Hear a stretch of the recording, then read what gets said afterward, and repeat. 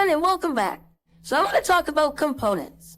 Now, components are very important to every design system, and one of the most important components that we create are buttons.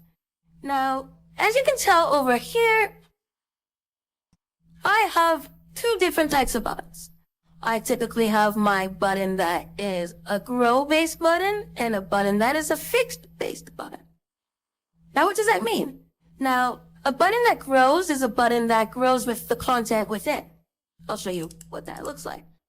I'm going to create just an instance of that component, and if I start typing in here, hello, this button grows, you'll see that the button grows with the content. If I remove these icons, now the button shrinks. So that is a growing button. A fixed button is exactly the opposite. So let's take that component and bring it up over here. Now if I were to say this button is fixed, you'll see that it is indeed fixed. But I can stretch out this component and I can make it full width. There are a couple of times where we will do this within our application, where we will have buttons that span 100% width from left to right. This is where you would use something like that. Now, you may be asking me, Daniel, what is base? What is that? Now, I've created this thing called base because when you create your initial component, it's not going to be like this. It won't be like beautiful, like it won't have any styles.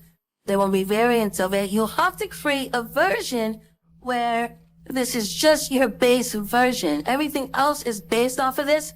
If I modify this in any way, like say if I expand it, every other variant that is a grow variant on the left-hand side here, you'll see will actually expand. Or if I change the border radius like I just did. So it's very important to create like a base that you can base everything off of. That's exactly what it is. If I put a period in front of it, it will hide it from my component list. But you do need a paid account. So another thing is you do need a paid account for your design system if you want to use it across other files. Trust me, it is very much worth it. If you are using a paid account like with your company, that works fine as well. Like that's perfect to have like those libraries. But if you're using it just for yourself and then you want to use a design system and use it for like a project or a bunch of different other files, you're going to need to have a paid account for that. I'll show you what that looks like in a second, but this is what I've done. I've created these different regular fixed and a regular grow button. Now, the reason why I've named them regular is just because I think this is regular size. If I wanted to create a variant which is smaller, I can create another base button, or I can create another component based off of this instance. Totally up to you. I don't use the smaller buttons enough for me to do that. I may use them. I may create another version. So let's go into how I've gone ahead and actually taken these buttons and turned them into different variants. So I have a primary, I have a secondary, and a tertiary. So let's get right into it. If I have a button here, you'll see this is my primary button, but if I look within this structure, there's my regular grow and everything else. Now, all I've done here is, I'll show you exactly what I've done. So I've taken this button, I'm going to just duplicate right here. And let's say I need this default. The only problem with like grow buttons is if you see this little container here, you're just going to have to, this frame, you're going to have to just bring it to the edge to properly size it. So if I was going to create a default button like that, where I can reuse within my application, I want to do that. I'm going to change colors. So I'm going to use like my primary yellow. Remember what I said about colors? So my UI is white. I want to change it to like a UI, which is like a gray 80. My text will be text gray 80 as well. And there you go. I kind of have my button. I can even go into other styles. So I have some styles in here around different like shadows. So I have a default shadow. And there you go. I have my primary button. Looks exactly like that. And all I would need to do is, I'm not going to change this instance. I'm actually going to create another frame around it. So, Option, Command, G, and I have another frame. And I'm going to rename this Super Cool Button. And I'm going to just create that as a component. Option, Command, K, or you can go into your toolbar. So if I reverse that, Command Z, so I have my ability to just go like that. And that's a component. Now if I go into my assets, and I go into my buttons, I will see my super cool button up there. I mean, it's not in a nice folder. You'll notice just how we have our base buttons here. We have our primary buttons, and that's based off of the frame they're in. That's how I separate them. So that way I can easily access components, not necessarily based off of their naming convention, but based off of the frames that they're located in. And that's just a best practice I find for creating components. Separate them by frame so they're easily accessible when you need to grab them. So I have all my grow versions for primary buttons, all my like fixed versions for secondary, and so on. And so this is my super cool component button that I can just reuse and, you know, in this instance, if I were to create, let's delete one of them. If I were to create an active version, let's see what I've done here for active. So all I've done basically is I've made the pass-through 80%. So that way it looks like it's, you know, when you're clicking it, just like a nice hover state in a way. But it's very much different from that first state. So I'll just go ahead and I will set that to 80%. There is a variance there. And I can even go ahead and go right in there and set that to the active shadow, which is maybe just a little bit lighter. So it looks like it's a press down button. And let's go into our layers section. And you'll see this is very much an instance. You'll see the super cool button over here. You'll see my other super cool button.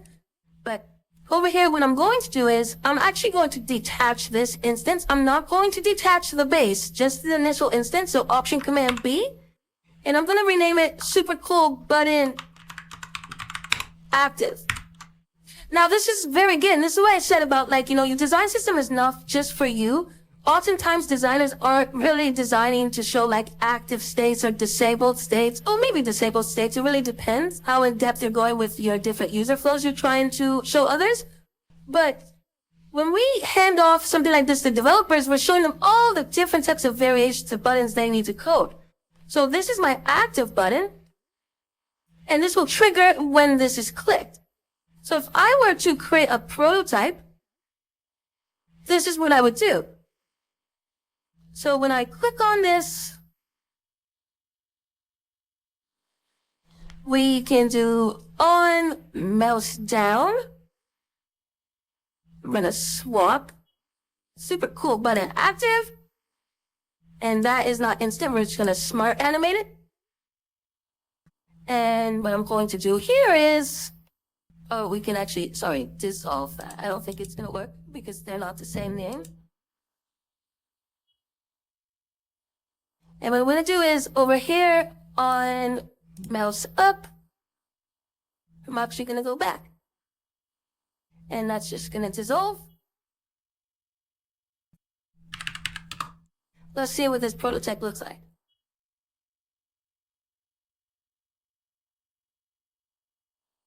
You'll see when I'm clicking it, there's very much a change. Now I can even set this to like 50% if you want to see more change than anything. I'm not clipping the content. Okay, let's go back to our prototype.